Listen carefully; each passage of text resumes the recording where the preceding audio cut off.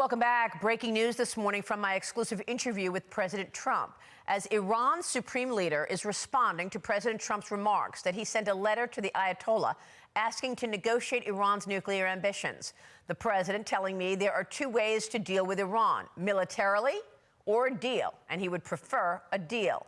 But in a post on X, the Iranian supreme leader writes this: the insistence on some bullying governments on negotiations is not aimed at resolving issues, but rather at asserting dominance and imposing their demands. The Islamic Republic of Iran will certainly not accept their demands. Responding to President Trump in my interview. Joining me now with reaction is the former Deputy National Security Advisor and Vice President of the Heritage Foundation, Victoria Coates. Victoria, thanks very much for weighing in here. Your reaction to what we're hearing out of Iran? Well, it's not really a surprise. I think the president's very sincere in offering negotiations. He did in his first term as well.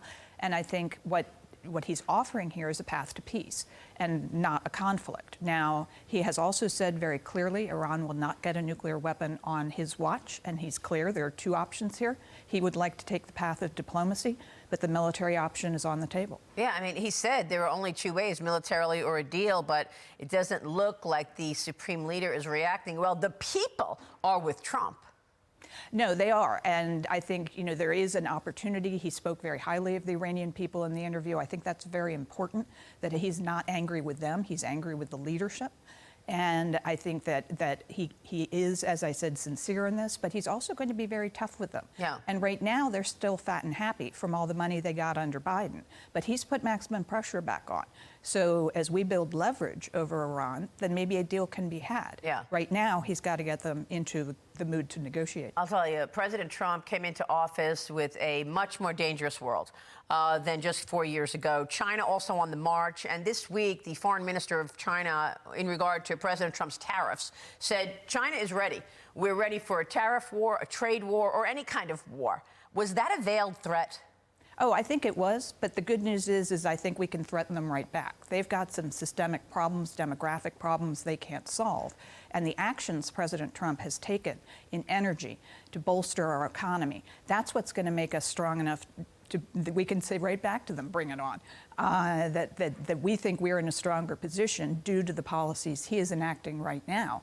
And also what he said about the military, that he's not going to cut military spending, that he knows they're in a big buildup, and he's going to match that. I mean, you made the point to me when we spoke earlier that this group of Iran, North Korea, China, Russia is now much more intertwined than they had been before in President Trump's first term.